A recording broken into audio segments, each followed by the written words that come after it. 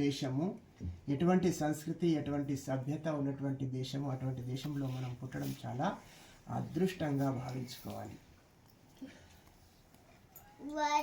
ఇక్కడ ఉపనిషత్తులలో ఒక కథ వస్తుంది. మహారాజా అశ్వపతి అని చెప్తాడు, నమే దేశో నా కదర్యో నా మద్యప నానాహితాగ్ని నా స్వైరిని కుత. అంటే ఈ దేశం ఎట్లా ఉండే అంటే అశ్వపతి చెప్తున్నాడు, మహారాజా అశ్వపతి, నా దేశంలో అగ్నిహోత్రము చేయని వాడు లేడు. అంటే ప్రతి ఇంట్లో అగ్నిహోత్రం లేదు. నా రాజ్యము లోపట అగ్నిహోత్రం చేయని వాడు లేడు. సంధ్యోపాసన చేయని వాడు కూడా లేడు.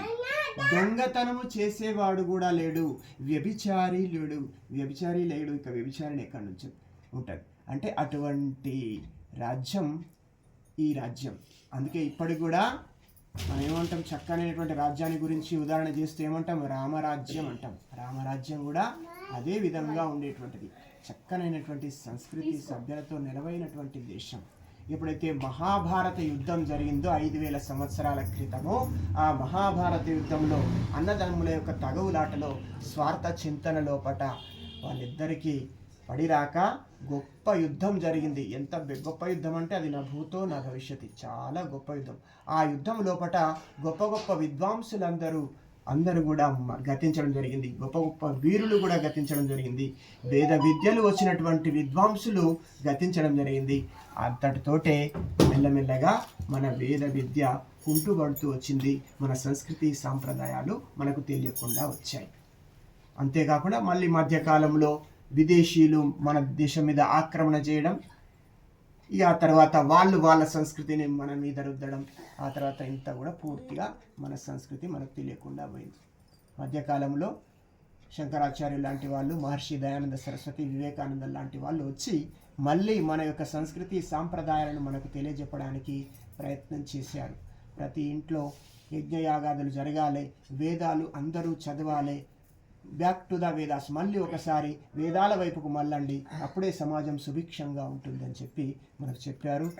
మనకి ఇంతవరకు మన లోపల కొన్ని అజ్ఞానాన్ని నూరిపోశారు. కొంతమంది వేదాన్ని స్త్రీలు చదవకూడదు అని చెప్పి, వేదాన్ని శూద్రులు చదవకూడదని చెప్పి అజ్ఞానాన్ని నూరిపోశారు. కానీ కొంతమంది మహర్షి దయానందులు లాంటి వాళ్ళు ఈ యొక్క సమాజాన్ని సంస్కరిస్తూ వేదము అందరూ చదవాలి, ఏ విధంగానైతే ఈ సమస్త ప్రకృతి భగవంతుడు ఇచ్చినటువంటిది అందరికీ సమానంగా ఉందో, గాలి, నీరు, ఈ యొక్క భూమి, ఈ ఆకాశము, ఈ నిప్పు, ఇవన్నీ కూడా అందరికీ ఏ విధంగా సమానంగా ఉన్నాయో అట్లే భగవంతుని యొక్క వేద జ్ఞానం కూడా అందరికీ సమానమే.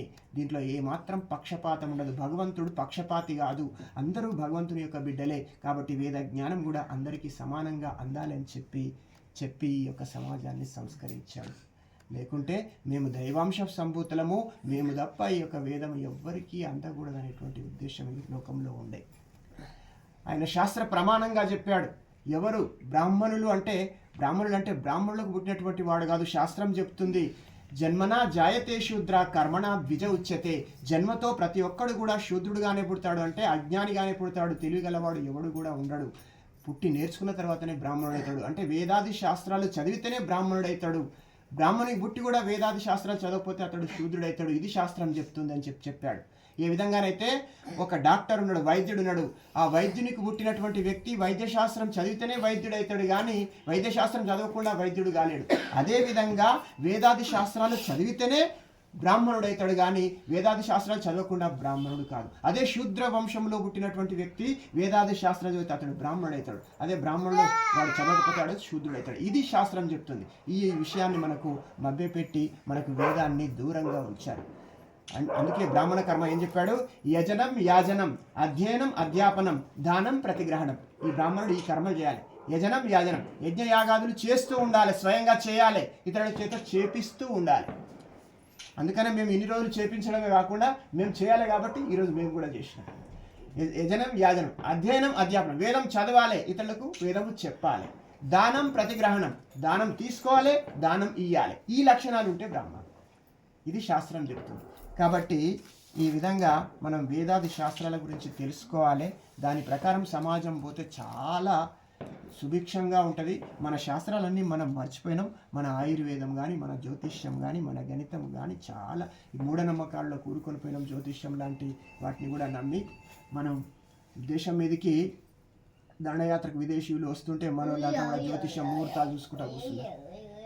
మహర్షి దయానందుడు ఏం చెప్పినట్టే, జ్యోతిష్యం అంటే అది కాదు, జ్యోతిషం అంటే ముహూర్తాలు చూసుడు కానీ, జన్మపత్రికలు చూసుడు కానీ, హస్తరేఖలు కాదు.